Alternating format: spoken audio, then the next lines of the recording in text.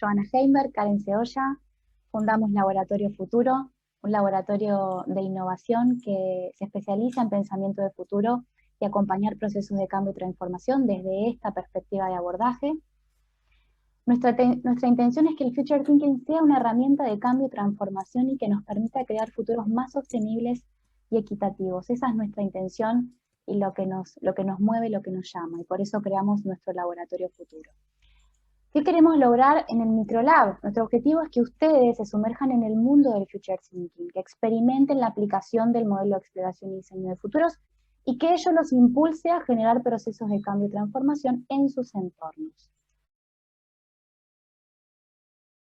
El corazón del pensamiento de futuro tiene que ver con proyectar, explorar futuros posibles, ¿no? Vamos a romper con esa mirada lineal del futuro y vamos a trabajar con las posibilidades de futuro a partir de este presente. Entonces, si tuviéramos que decir un poco cuáles son, ¿no? Hablamos de una disciplina inter y transdisciplinar, que es el Future Thinking, que abarca muchas cosas. Y en muchas cosas que abarca, tratamos de sintetizar un poco cuáles son esas principales disciplinas, áreas, teorías que forman este campo de conocimiento. Entonces, en la burbuja central ustedes pueden ver los estudios de futuro como la burbuja que se lleva el mayor peso de este mapa. Dentro de los estudios de futuro está la perspectiva estratégica, ¿no? Con su corriente de la escuela francesa, con Michel Godet, de la perspectiva estratégica. Luego tenemos al forecasting, tenemos el foresight, todas palabras que ya vamos a ir un poco masticando. La previsión humana y social, ¿no? De la mano de Eleonora Mazzini. El postestructuralismo, que es una visión más crítica dentro del campo de los estudios de futuro, con un futurista que se llama Sohail Inayatullah, que nos va a acompañar mucho en el proceso de exploración de futuros. Luego también tenemos todo lo que es el campo del pensamiento complejo. Al explorar el futuro, una de las formas de pensamiento más importantes que tenemos que tener es poder pensar complejamente. Entonces, Edgar Morin nos va a acompañar mucho a explorar el futuro de la mano del pensamiento complejo, la inteligencia colectiva, ¿no? Como estos dispositivos co-creativos para poder crear futuros. La teoría U de la mano de Otto Scharmer como un dispositivo concreto de cambio, de transformación. Todas las burbujas que refieren al campo del diseño y el pensamiento de futuro, que son unas ramas bastante novedosas, bastante nuevas, pero que tienen que ver con el campo de la experimentación, de poder hacer esos futuros experiencias concretas, ¿no? No solamente estamos buscando trabajar en el plano de lo teórico, de las ideas, ¿no? En el plano más mental de lo que implica la exploración de futuros, sino que estas ramas del diseño que mezclan el diseño y el pensamiento de futuro tienen que ver con la experimentación, lo tangible, la información que nos arroja poder trabajar con esos futuros. Y vamos a ver un poquito de qué se trata. El arte porque nos ayuda a poder justamente materializar y dar forma a esas ideas que tenemos sobre el futuro. También toda la rama que tiene que ver con la ciencia ficción. El pensamiento exponencial, la neurociencia y una combinación de estas dos, que es la neurociencia ficción, muy interesante, y nosotras trabajamos mucho para trabajar estas posibilidades y de los futuros posibles. Así que realmente cuando pensamos en el tiempo lo pensamos de manera lineal, ¿no? En las tres dimensiones del tiempo, pasado, presente y futuro. ¿Qué pasa? ¿Qué nos pasa ahora? Hoy más que nunca sentimos que el futuro se forja en paralelo al presente. No se trata de un futuro que está ya a lo lejos y que en algún momento va a llegar o va a venir, sino se trata de un futuro que se forja en paralelo al presente, y la dimensión del tiempo presente y la dimensión del tiempo futuro están trastocadas, se tocan, están juntas.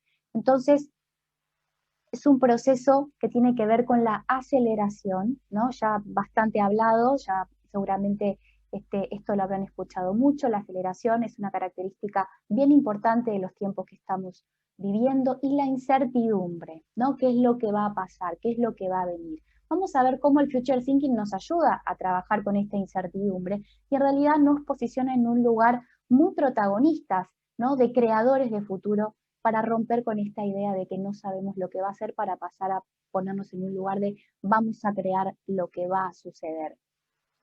Entonces, La humanidad está experimentando profundas transformaciones, ya lo sabemos, que ponen en crisis todos los sistemas y estructuras y formas de organizaciones tradicionales. Entonces, las ideas centrales del pensamiento de futuro, y la idea es que podamos recorrer algunas de ellas, tienen que ver con algunos principios que este señor que estamos viendo en pantalla nos ha favorecido.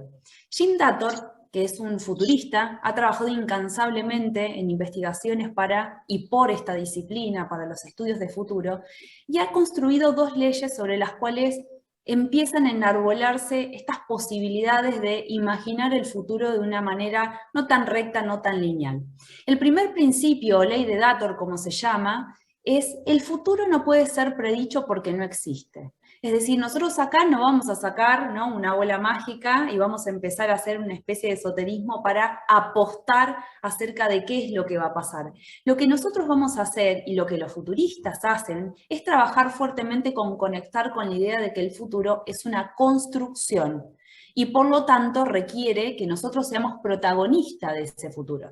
Recién cuando Karen nos decía esta idea, ¿no?, de poder explorar el futuro como un espacio, no vacío, tiene que ver con esto, tiene que ver con romper con esta idea de que el futuro es eso que nos sucede, sino que tiene que ver con empezar a proyectar esta idea de descubrimiento, de exploración del futuro a partir de conectar con lo que deseamos hacer.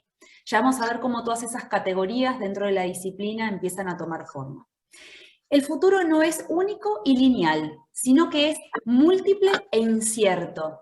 Recién hablábamos también de todos estos procesos de aceleración, ¿no?, y de incertidumbre que se generan a partir no solamente de la COVID, sino también de estas revoluciones que han venido achicándose. Entre la primera, la segunda y la tercera revolución hablábamos de más de 100 años, cuando ahora estamos en procesos de revoluciones continuas, ¿no? Estamos viviendo un proceso de exponencialidad, nuestra vida es exponencial y nuestra capacidad para adaptarnos a los cambios no es tan rápida como la tecnología que va emergiendo. El libro de Alvin Toffler, El shock del futuro, que lo escribe en el año 72. Y cuando él lo escribe, habla y describe cómo para las personas estos procesos de aceleración y sobre todo de disrupción tecnológica, estoy hablando del año 72, empezaban a hacer una mella en nuestras vidas. Este descalce, este desacople que se da entre los procesos tan acelerados que vivimos y la capacidad de nosotros de incorporarlas, generan este efecto de shock. Entonces, el futuro no es único y lineal, sino múltiple e incierto. ¿Por qué es tan importante esta clave para pensar el futuro? En este mapa conceptual que nosotros les mostramos, ¿no?, sobre el future thinking, aparecía esa burbuja grande, ¿no?, los estudios de futuro, y ahí aparecían diferentes corrientes que empezaron hace ya más de 50 años a trabajar sobre los estudios de futuro. ¿Por qué se forman? ¿No?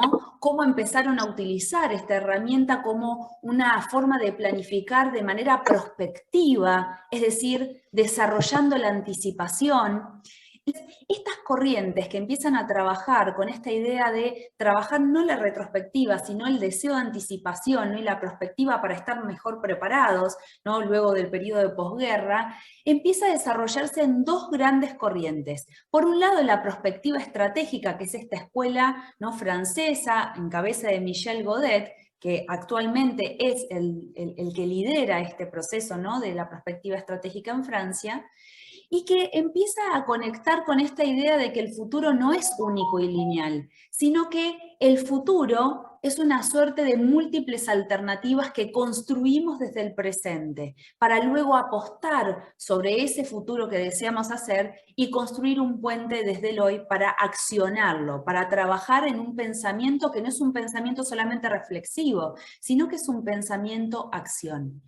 Sobre esta corriente, que es la corriente voluntarista, es donde nosotros vamos a hacer mucho hincapié, porque la otra corriente que tuvo mucha fuerza hace 50 años atrás es la corriente determinista, hoy más llamada corriente forecasting. Esta corriente que tiene un basamiento más sobre los estudios econométricos, la probabilística, lo que hace es trabajar muy fuerte sobre las tendencias y a partir de allí extrapola, ¿sí?, una linealidad ¿no? Para entender el futuro y tratar de entender cuál es el futuro más probable.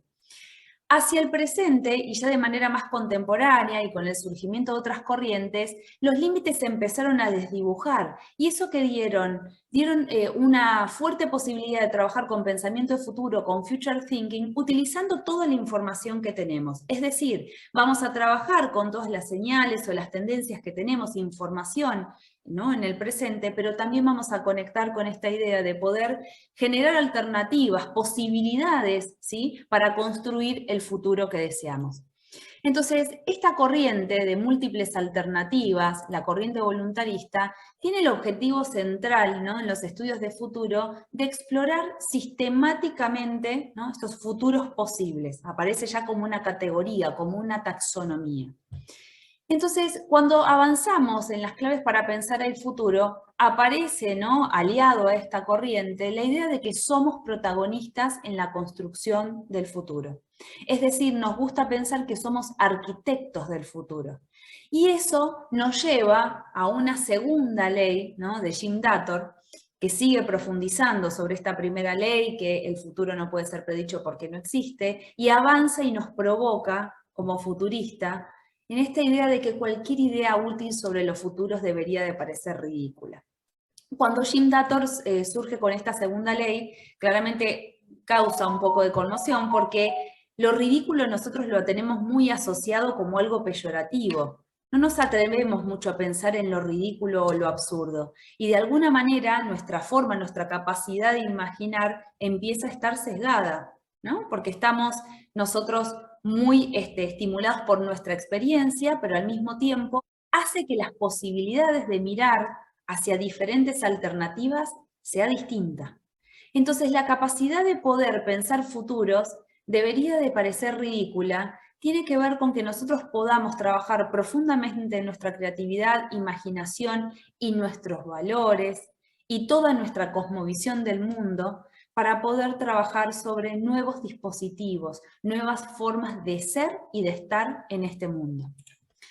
Entonces, seguimos adelante con otras de las claves para pensar el futuro. El futuro no está determinado, es una construcción y requiere voluntad y decisión.